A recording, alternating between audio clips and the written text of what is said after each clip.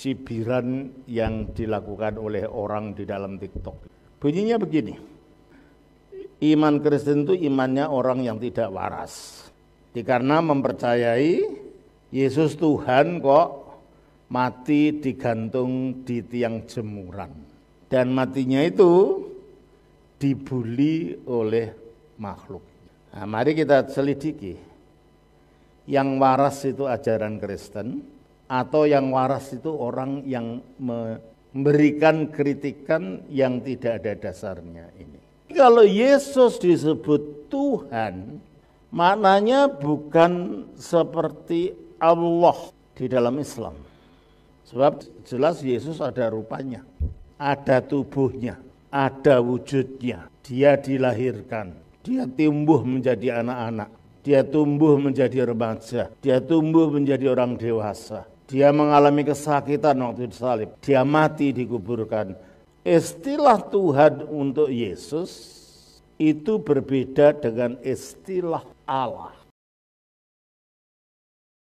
Jawaban Romo Episkop Dr. Daniel Biantoro atas cibiran di TikTok.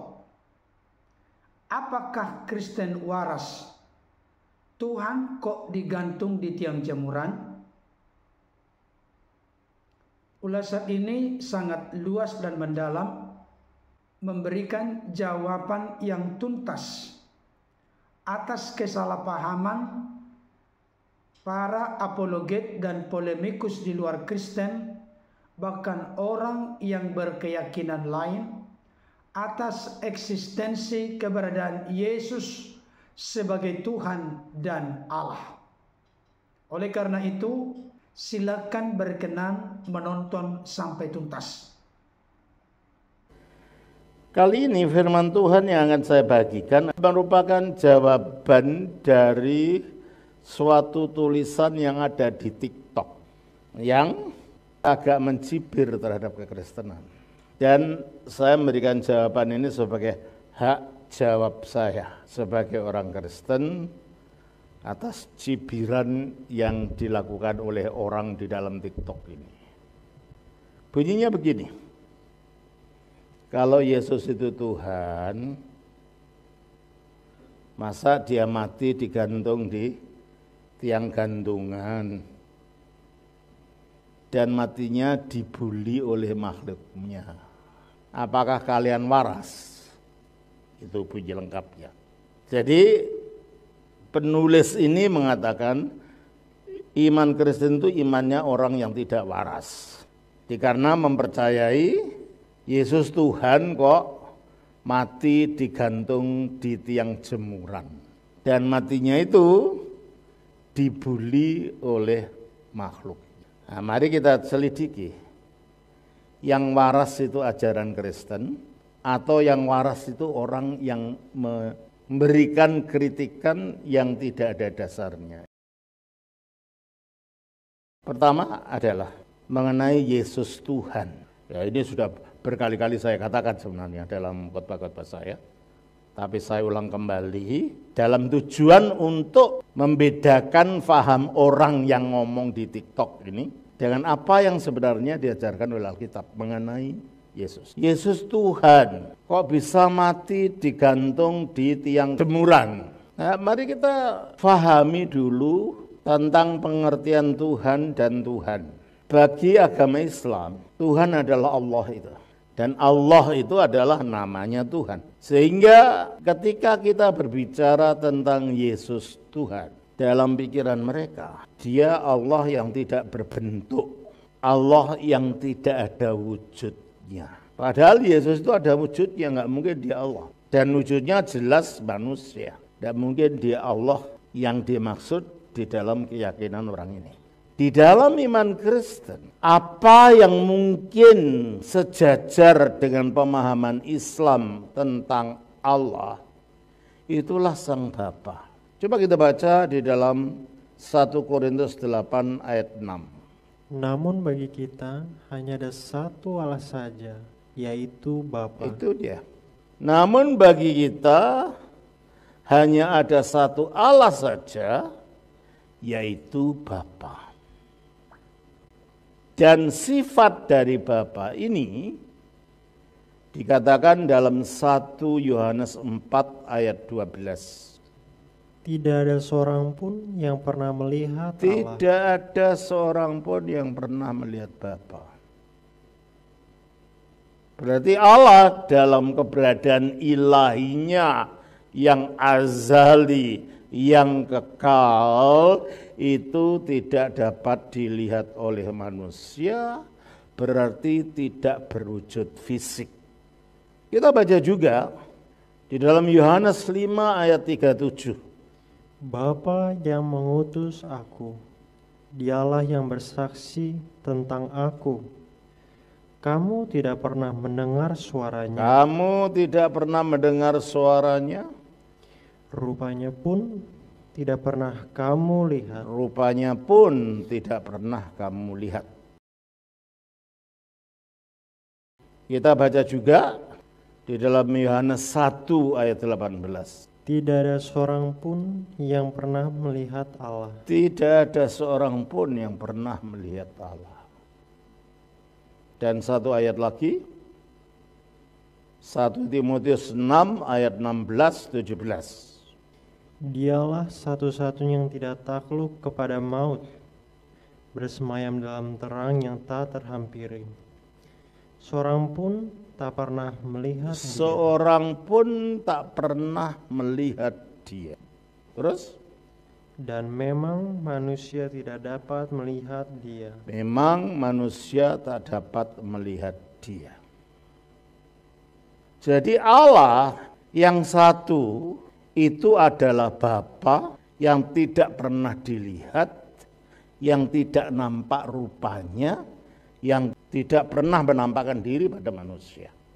Berarti kalau Yesus disebut Tuhan, maknanya bukan seperti Allah di dalam Islam. Sebab jelas Yesus ada rupanya, ada tubuhnya, ada wujudnya. Dia dilahirkan, dia tumbuh menjadi anak-anak, dia tumbuh menjadi remaja, dia tumbuh menjadi orang dewasa. Dia mengalami kesakitan waktu disalib, dia mati dikuburkan, meskipun pada akhirnya bangkit. Berarti kalau gitu ketika kita berbicara tentang Yesus, kita berbeda kalau berbicara tentang Bapa. Dan itulah sebabnya istilah Tuhan untuk Yesus itu berbeda dengan istilah Allah. Loh, Romo kapal kalau gitu Yesus apa bukan Allah? Ya, tapi dari sisi apa dia Allah? Yesus adalah Allah yang kekal, yang tanpa awal, yang tanpa akhir, tidak pernah dilahirkan, tidak pernah bertumbuh, tidak pernah mati, dan tidak dapat dilihat. Kalau dilihat dari keberadaan aslinya, yang adalah firman-Nya Allah. Sebagai firman-Nya Allah, dia itu kekal bersama Allah dan satu di dalam Allah. Yohanes 1 ayat 1. Pada mulanya adalah firman. Nah, pada mulanya adalah firman. Padahal pada mulanya itu adalah titik waktu di mana dunia diciptakan.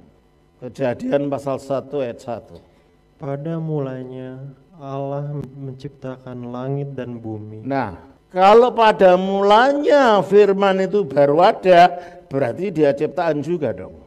Makanya kata pada mulanya itu seharusnya dibunyikan seperti bahasa aslinya, en archi in ologos. Pada mulanya sudah adalah logos itu. En archi in itu sudah ada. Sudah adalah logos itu. Jadi logos atau firman bukan baru ada pada mulanya. Logos atau firman sudah ada pada mulanya itu. Berarti dia mendahului ciptaan. Dia tidak sama dengan ciptaan. Kita baca di dalam Yohanes pasal yang ke-17 ayat 5. Oleh sebab itu ya Bapa, permuliakanlah aku padamu sendiri dengan kemuliaan yang kumiliki di hadirat-Mu sebelum dunia ada. Kemuliaan yang kumiliki di hadirat-Mu sebelum dunia ada. Jadi sosok yang nantinya menjadi manusia Yesus itu sudah ada dalam kemuliaan sebelum dunia dijadikan. Jadi dia bukan bagian dari ciptaan. Dia tidak diciptakan. Oleh karena itu kita baca di dalam Kolose 1 ayat 17. Ia ada terlebih dahulu dari segala sesuatu. Ia ada terlebih dahulu dari segala sesuatu. Kalau dia ada lebih dahulu dari segala sesuatu, berarti dia bukan ciptaan dan tidak dicipta. Oleh karena itu, apa yang diajarkan Alkitab itu beda dengan apa yang diajarkan oleh saksi Yehova, di mana mereka mengatakan bahwa Yesus adalah makhluk ciptaan yang pertama dalam wujud roh yang disebut malaikat Mikael. Alkitab tidak mengajar begitu. Tidak mungkin Yesus itu makhluk dan tidak mungkin Yesus itu sebelum jadi manusia mempunyai permulaan. Karena dia mengatakan di dalam Yohanes 8 ayat 42. Tolong bacakan. Kata Yesus kepada mereka, "Jikalau Allah adalah Bapamu, kamu akan mengasihi aku. Mengapa? Sebab aku keluar dan datang dari Allah." Kalau Allah adalah Bapamu, kamu mengasihi aku sebab aku keluar dan datang dari Allah. Kalau dia keluar dari Allah, tentunya keluarnya bukan dalam wujud manusianya. Sebab kalau manusia itu makhluk, karena enggak ada makhluk berada di dalam dirinya Allah.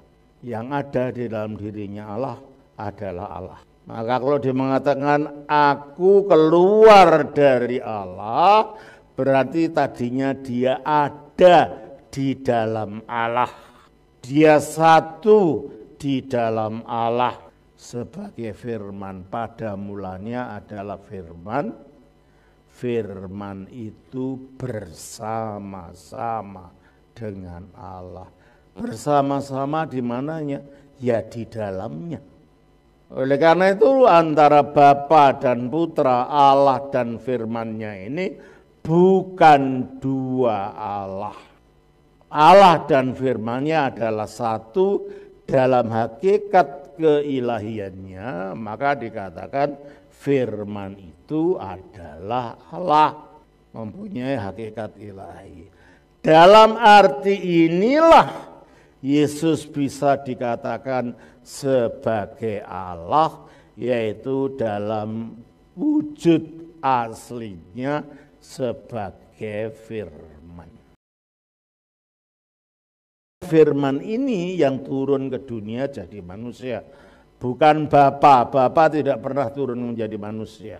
Tapi yang turun menjadi manusia adalah firman. Ya, sejajar dengan ajaran Quran, yang diturunkan adalah firman-Nya Allah. Hanya bedanya kalau di kita firman-Nya Allah itu turun dalam wujud manusia. Dalam Islam firman-Nya Allah turun dalam wujud kitab namanya Al-Quran. Jadi kalau mau dibandingkan antara pemahaman Kristen dengan Islam mengenai Yesus, Yesus itu tidak sejajar dengan Nabi Muhammad.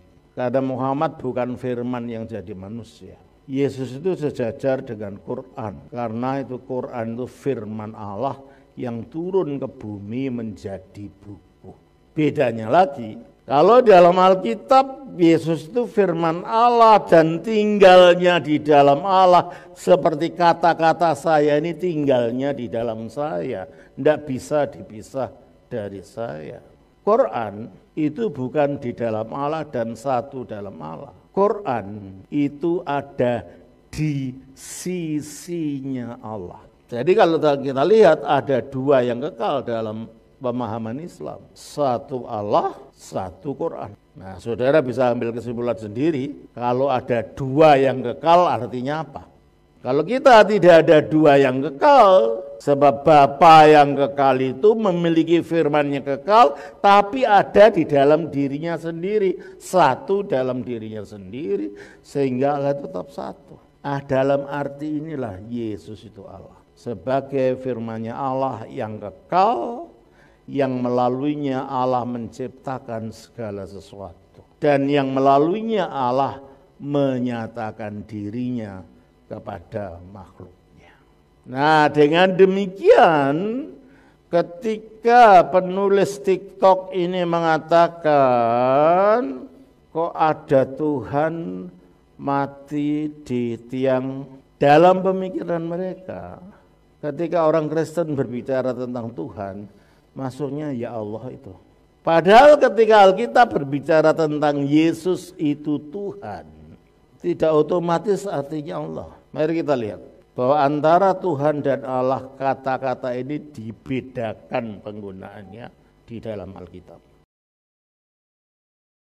Kita baca dalam Roma pasal yang ke-10 ayat 9 dan 10. Sebab jika kamu mengaku dengan mulutmu bahwa Yesus adalah Tuhan. Siapa yang Tuhan? Yesus. Yesus. Dan percaya dalam hatimu bahwa Allah telah membangkitkan Dia. Nah, siapa yang membangkitkan Tuhan ini? Allah. Yang mati adalah Tuhan, yang membangkitkan adalah Allah. Nah, kalau gitu artinya apa Tuhan ini? Saya lihat beberapa bukti lagi. Di dalam 1 Korintus 8 ayat yang ke-6. Namun bagi kita hanya ada satu Allah saja, yaitu Bapa. Ada satu Allah saja. Siapa? Bapa. Terus? Yang daripadanya berasal segala sesuatu, dan yang untuk Dia kita hidup. Terus? Dan satu Tuhan saja. Satu Tuhan saja, yaitu Yesus Kristus. Jadi satu Allah siapa? Satu Tuhan siapa? Yesus Kristus. Berarti Yesus Kristus disebut Tuhan, tidak otomatis artinya Allah. Dia Allah kalau keberadaannya sebagai firman yang kekal di dalam Allah, itu yang kita maksud.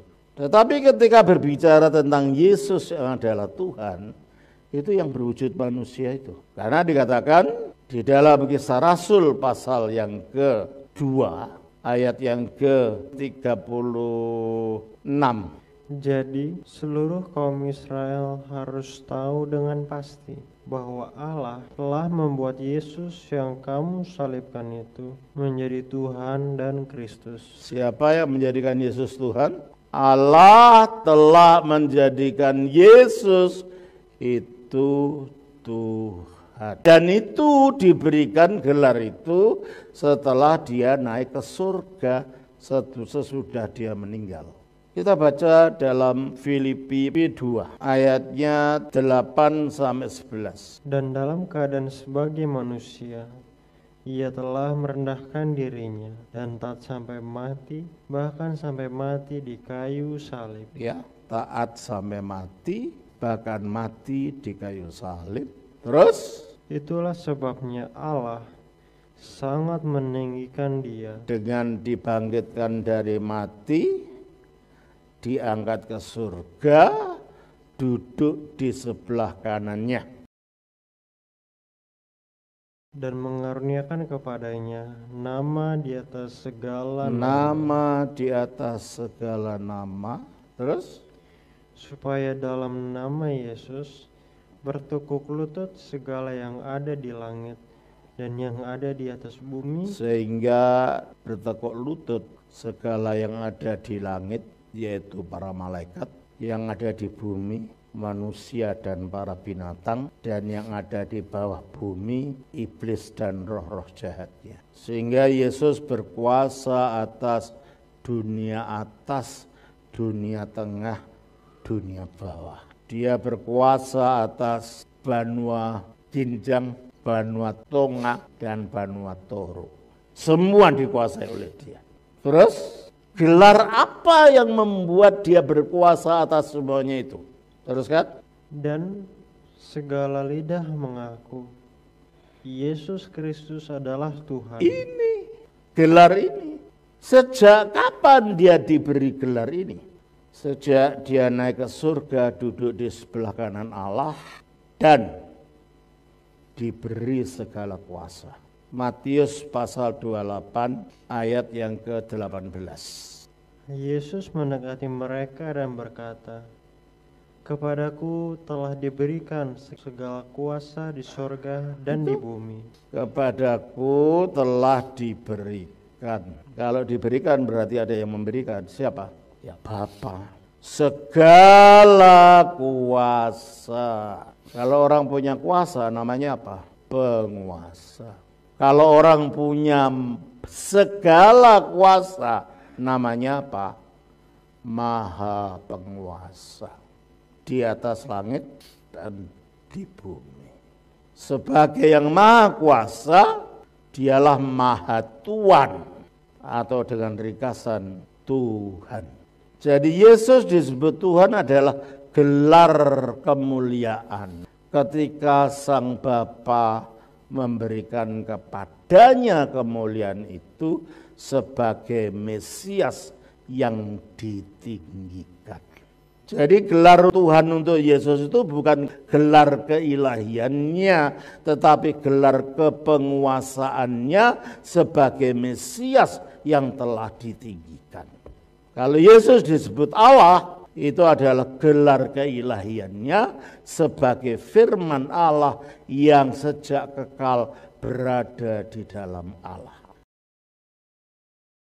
Di dalam Islam tidak ada perbedaan ini. Oleh karena itu ketika orang Kristen mengatakan Yesus Tuhan dan mereka melihat bahwa Yesus itu bisa lahir, bisa tumbuh, bisa sakit, bisa mati.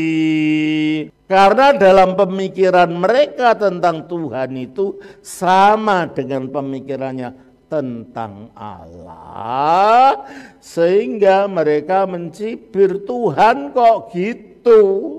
Namun bagi kita ketika kita tahu bahwa yang dimaksud Tuhan Yesus itu adalah Mesias. Dan Mesias itu keturunan Daud. Berarti Mesias itu manusia. Manusia yang ditinggikan, manusia yang telah diberi segala kuasa di dunia dan di bumi ini. Oleh karena itu, sebagai manusia, dia bisa menderita. Sebagai manusia, dia bisa dianiaya. Sebagai manusia, dia bisa mati pada akhirnya. Tuhan ya Allah, Allah ya Tuhan. Enggak. Tuhan itu gelar kemesiasan untuk Yesus. Kalau Allah, gelar keilahiannya sebagai firman yang tinggal di dalam Allah. Kita baca di dalam Ibrani pasal yang kedua ayat yang ke-14. Karena anak-anak itu adalah anak-anak dari darah dan daging. Maksudnya kita manusia ini terdiri dari darah dan daging. Maka ia yaitu firman itu juga menjadi sama dengan mereka melalui inkarnasinya, terus dan mendapat bagian dalam keadaan mereka. Jadi Yesus itu betul-betul manusia, bukan manusia jadi-jadian. Bukan bayangan, karena dia mendapat bagian dalam keadaan manusia yang sering kita katakan 100% manusia itu. Jadi yang kita sebut Tuhan Yesus itu ya manusia, tapi manusia yang adalah Mesias, bukan sekedar manusia. Dan Mesias yang telah dimuliakan dan diberi segala kuasa. Karena Mesias itu berbentuk manusia, maka dia dapat menderita. Baca lagi ayat itu. Karena anak-anak itu adalah anak-anak dari darah dan daging, maka ia juga menjadi sama dengan mereka, dan mendapat bagian dalam keadaan mereka. Supaya apa? Oleh kematiannya. Nah, supaya bisa mati. Nah, kalau firman itu tidak punya tubuh manusia, gimana bisa mati? Kalau firman itu dalam wujud azalinya, yang wujud ilahi, yang ilahi tidak dapat mati. 1 Timotius 6 ayat 16. Dialah satu-satunya yang tidak takluk kepada maut. Dialah satu-satunya yang tidak takluk kepada maut. Nah, kalau dia dalam wujudnya sebagai yang ilahi, sebagai firman tanpa terbungkus oleh tubuh inkarnasinya, ya tidak bisa mati. Dia baru bisa mati setelah punya tubuh manusia.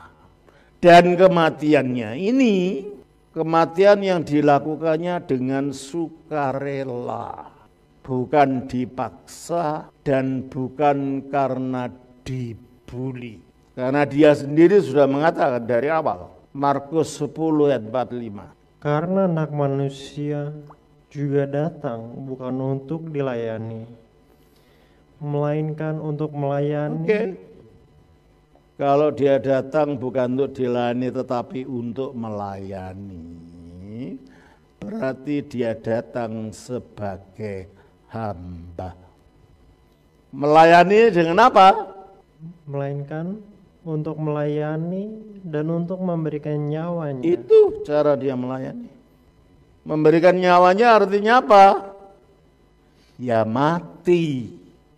Jadi kematiannya itu adalah wujud dirinya sebagai pelayan, sebagai hamba Tuhan yang menderita seperti yang dinubuatkan di dalam Yesaya 52 ayat 12 sampai Yesaya 53. Filipi 2 ayat 6 dan 7. Yang walaupun dalam rupa Allah. Mengapa dia dalam rupa Allah? Karena dia adalah firman-Nya Allah yang adalah Allah. Terus? Tidak menganggap kesetaraan dengan Allah itu. Ya, dia dalam rupa Allah dan kealahannya setara dengan kealahan Bapa karena hanya ada satu kealahan. Kealahan yang ada pada firman satu dan sama dengan kealahan yang ada dalam diri Bapa. Dengan demikian hakikat kealahan itu satu, oleh sebab itu Allah itu satu. Teruskan. Tidak menganggap kesetaraan dengan Allah itu sebagai milik yang harus dipertahankan. Nah, beda dengan Adam. Dia tidak punya keilahian, dibohongin iblis. Kalau kamu makan itu kamu akan menjadi seperti Allah. Dia merebut kealahan. Kalau Yesus punya kealahan tidak direbut malah. Terus kan? Melainkan telah mengosongkan diri. Dan mengosongkan diri ini artinya keilahiannya tetap di situ, tapi tidak dinampakkan. Sebab kalau keilahiannya nampak dalam wujud kemanusiaannya, maka dia tidak akan bisa bertindak seperti manusia sesungguhnya. Sebab keilahiannya itu yang akan membayang-bayangi. Meskipun keilahiannya tetap ada di dalam kemanusiaannya itu. Kita baca Kolose 2 ayat 9. Sebab dalam dialah berdiam secara jasmania seluruh kepenuhan kealahan. Dalam dialah berdiam secara jasmania Seluruh kepenuhan kealahan artinya totalitas kealahan. Jadi dalam wujud manusianya ini ada totalitas kealahan itu. Dia tidak kehilangan kealahan meskipun wujudnya manusia.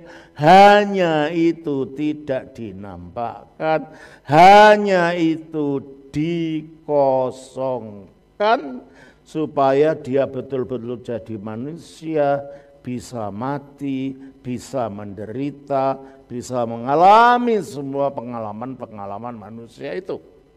Kita lanjutkan. Filipi 2 ayat yang ke-7.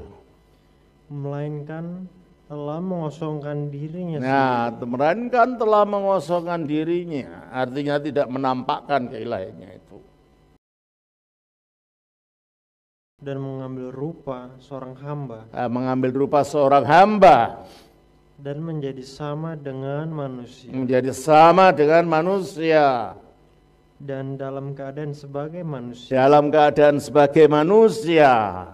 Ia telah merendahkan dirinya dan taat sampai mati. Ya, jadi yang disalib itu bukan Allah. Yang disalib itu wujud kemanusiaan daripada Sang Firman. Nah sekarang mana? Yang waras mana sekarang?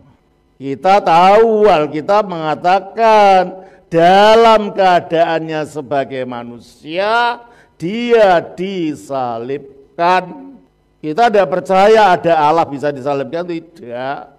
Ketika kita percaya Tuhan Yesus itu disalibkan, maksudnya Mesias yang telah dimuliakan dan diberi segala kuasa itu nantinya itulah yang disalibkan. Bukannya Allah disalibkan. Mana ada Allah bisa disalibkan? Sebab dia tidak bisa mati. Ya kan tadi dalam 1 Timotius 4:16 itu. Maka wujud inkarnasinya dengan pengambilan tubuh manusia dari Bunda Maria inilah yang memampukan dia untuk melewati proses penebusan dengan pertarungannya dengan kematian itu. Dan dia mati bukan karena dibuli, bukan. Dia mati kembali kepada Markus 10 ayat 45 tadi. Karena anak manusia juga datang bukan untuk dilayani, melainkan untuk melayani dan untuk memberikan nyawanya menjadi tebusan bagi banyak orang. Dia mati untuk menjadi tebusan bagi banyak orang. Jadi matinya itu bukan karena mati dibully, orang tidak berdaya mati, ditendang sana, ditendang sini, yang katanya makhluknya. Kok ada Tuhan selemah itu? Ya karena kamu salah cara melihatnya. Kalau kamu berbicara tentang iman Kristen, berpikirlah seperti orang Kristen. Kamu tidak bisa berpikir sebagai orang Islam memahami ajaran Kristen. Sebab istilah Tuhan saja beda. Kami menyebut Yesus Tuhan bukan artinya Allah Bapa, bukan. Kami menyebut Yesus Tuhan artinya Mesias yang telah dimuliakan, yang telah diangkat di sebelah kanan Bapa dan diberi segala kuasa di surga dan di bumi, sehingga gelarnya adalah Tuhan di atas segala Tuhan atau Tuhan. Wahyu 19 ayat 16. Dan pada jubahnya dan pahanya tertulis suatu nama, yaitu Raja segala raja dan Tuhan di atas segala Tuhan. Sayang dalam bahasa Indonesia tidak ada satu kata yang artinya dua, ya Tuhan, ya Tuhan. Dalam bahasa Jawa ada, dalam bahasa Sunda ada. Gusti, Gusti bisa Gusti Allah, tapi bisa Gusti Mangkunegoro di Solo sana. Bahasa Melayu kuno ada, Aditya Warman pada zaman Majapahit dari Sumatera Barat. Dia bergelar sebagai Tuhanku Haji Mantrolot. Ternyata istilah bahasa Melayu kuno Tuhan itu juga untuk manusia, seperti Gusti itu juga untuk manusia. Sayang penggunaan ini sudah hilang di dalam bahasa modern. Nah, jadi kalau Yesus disebut Tuhan, itu dalam Alkitab ketika dia masih bayi itu merujuk keadaannya sebelum dia dilahirkan. Artinya dia adalah Yahweh. Ketika dia sudah mulai dewasa, dia disebut Tuhan. Kyrios itu artinya Tuhan atau Pak. Tapi setelah diangkat ke surga, diberi segala kuasa, ketika dia disebut Tuhan artinya yang mempunyai segala kuasa.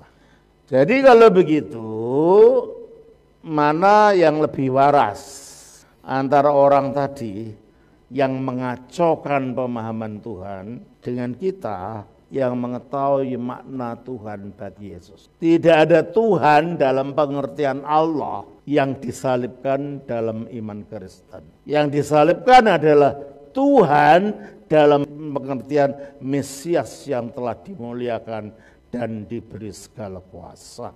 Yang memang memiliki kodrat keilahian, tetapi yang disalibkan bukan kodrat keilahiannya, tapi wujud manusianya. Jadi demikian penulis TikTok ini mengkritik kekristenan tanpa mengerti apa yang dikatakan.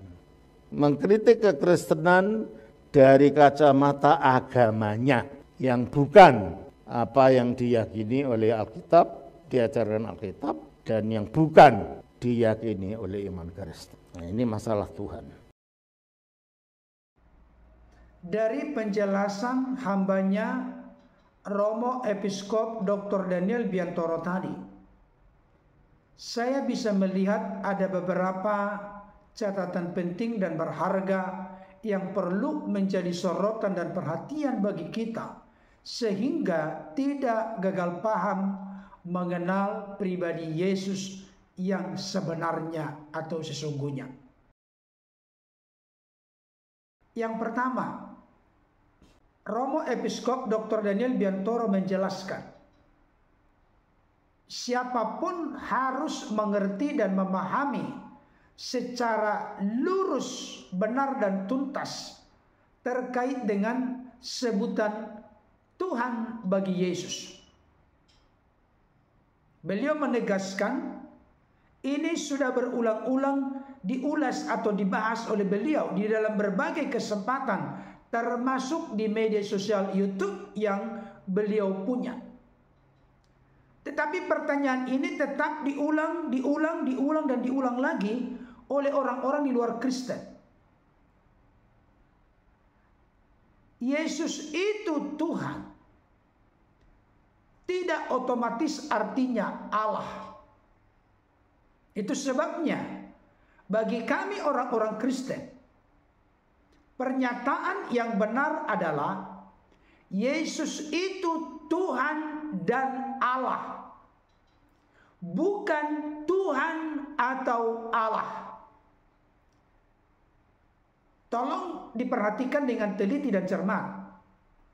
Yang benar adalah Yesus itu Tuhan dan Allah, bukan Tuhan atau Allah. Kalimat singkat dan pendek ini perlu dimengerti dan dipahami oleh orang-orang Kristen, terlebih khusus oleh saudara-saudara kami dari luar Kristen, terutama para apologet dan polemikus dari luar Kristen. Yesus itu Tuhan, itu pasti merujuk kepada gelar, jabatan, kepenguasaannya, bahkan juga tidak bisa dipisahkan dari kemesiasannya. Sedangkan Yesus itu Allah, bukan dalam tubuh fisik jasmani kemanusiaannya yang dapat diraba, dilihat, tetapi dalam eksistensi keberadaan kekal sebagai firman yang bersama-sama dengan Allah, dan firman itu adalah Allah. Jadi perlu dimengerti dan dipahami, Yesus memiliki dua natur. Natur keilahiannya sebagai firman dan natur kemanusiaannya yang dikandung serta dilahirkan oleh Bunda Maria. Di dalam satu pribadi ada natur keilahian dan ada natur kemanusiaan, tidak bercampur, tidak berbaur, tetapi tidak bisa dipisahkan. Inilah yang di dalam Kolose pasal 2 ayat 9 dikatakan, di dalam Dialah, di dalam Yesus Kristuslah secara jasmania berdiam seluruh kepenuhan keallahan. Oleh karena itu kita harus mengerti, memahami ketika firman Tuhan di dalam Yohanes 1 ayat 14 dikatakan, firman itu telah menjadi manusia. Ketika firman menjadi manusia, orang sering berpikir seperti contoh ketika kucing menjadi tikus. Kucing tidak ada lagi, tinggal tikus. Itu berbicara tentang sesuatu yang fisik. Tapi berbicara tentang firman, Bapa, Roh, itu tidak ada kaitannya dengan fisik. Karena Allah itu roh adanya. Berarti ini terkait dengan metafisik, sesuatu yang ada di sebalik yang fisik. Jadi ketika firman dikatakan menjadi manusia, bukan berarti eksistensi firman menjadi tidak ada atau sirna. Tidak. Keberadaan ilahinya sebagai firman tetap ada, tetapi dia ketambahan natur baru yang dilekatkan kepada dirinya. Itulah yang di dalam Filipi pasal 2 dikatakan, yang walaupun dalam rupa Allah tidak menganggap kesetaraan dengan Allah sebagai milik yang harus dipertahankan, melainkan ia telah mengosongkan dirinya dan mengambil rupa seorang hamba dan menjadi sama dengan manusia. Mengosongkan dirinya bukan berarti keilahiannya jadi tidak ada. Tidak, tapi dia membatasi keilahiannya. Yang nampak kepada dunia adalah kemanusiaannya, yang keberadaan kemanusiaannya itu dari rahim Bunda Maria. Itu sebabnya disebutkan bahwa Yesus dalam keadaannya sebagai manusia itu adalah buah rahim Maria. Jadi yang perlu menjadi catatan bagi kita saat ini adalah, jangan sampai saudara-saudara kami dari luar kekristenan menilai doktrin ajaran Kristen terkait dengan ketuhanan Yesus dari sudut pandang doktrin ajaran dan keyakinan Anda. Itu yang membuat keliru dan salah. Karena bagi Anda Allah lah Tuhan itu. Tuhan itu bernama Allah. Kalau bagi kami Tuhan merujuk kepada Yesus, itu pasti terkait dengan gelar jabatan kepenguasaan. Yesus yang diberi segala kuasa baik di sorga dan di bumi, itu terkait dengan tugas jabatan kepenguasaan sebagai Mesias. Kita tahu Mesias itu artinya yang diurapi, sebagai yang diurapi. Yesus itu Mesias dari segala Mesias. Kenapa demikian? Di dalam perjanjian lama, Nabi diurapi, imam diurapi, raja diurapi. Tapi Yesus menyandang gelar jabatan ketiga hal ini dalam pribadinya. Yesus sebagai imam, Yesus sebagai nabi, Yesus sebagai raja. Itu dinubuatkan di dalam perjanjian lama, dan penggenapannya lewat kedatangan Sang Firman nuzul turun mengenakan tubuh kemanusiaan, namanya Yesus Kristus.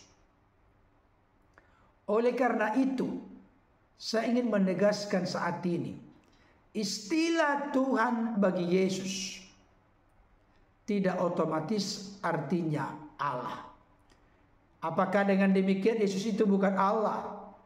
Yesus itu tetap Allah dalam eksistensi keberadaannya sebagai firman. Yesus itu Tuhan dalam arti Lord Kurios, kepenguasaan yang dilimpah kuasakan Allah kepadanya demi keselamatan manusia.